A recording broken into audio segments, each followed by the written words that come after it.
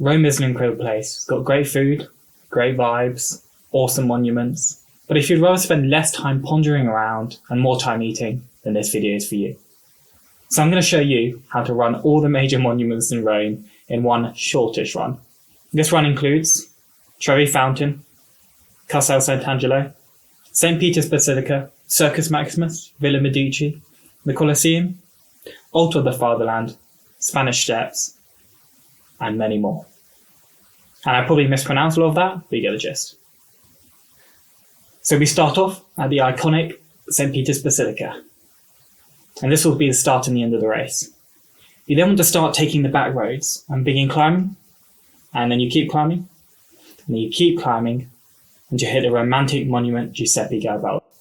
So this is incredibly romantic spot, but once you've taken the views, I want you to head down the other side of the hill and past Fontana dell'Acqua Paola. And so once you've seen this, you can keep on heading down the steps. So begin to weave your way through Travestir, and you'll eventually reach the beautiful river walkways.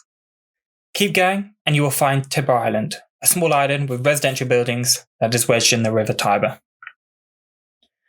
You can then cross to the island, go straight through, and also cross on the other side as well. From here, you should keep following the river until you reach the Temple of Hercules.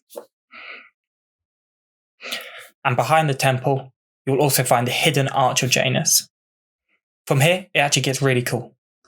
So you can actually run along Circus Maximus, the chariot racing arena, and keep on going. So once you get to the end, you can almost follow a mall-like road, and at the end of the road is probably one of the most famous monuments in Rome. That's the Colosseum. And in front of the Colosseum, you'll also find the Arch of Constantine. Now, we have seen a lot by this point, but we're not done yet. Continue running through probably one of my most favourite parts of Rome, in which you're surrounded by ruins on either side. And then you can start heading up the back of the Capitol Museum. What's also really cool in Rome is that you can find water fountains littered throughout the city. Of course, we took advantage of one here.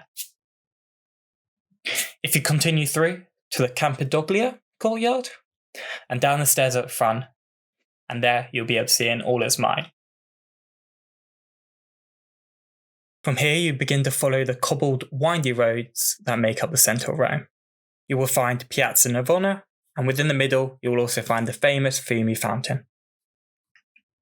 At this point, we stop for probably the most important place of the route, and that's to grab a sneaky breakfast at McDonald's. If you're interested, I got a McMuffin. So let's keep going and reach another famous landmark, the Pantheon.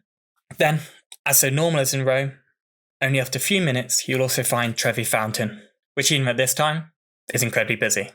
Also at this point, you can make a small diversion to see the Spanish Steps. I would be able to show you footage, but I forgot about this one. However, after a little bit of running, once again, you can find yourself climbing a small hill to see Villa Medici.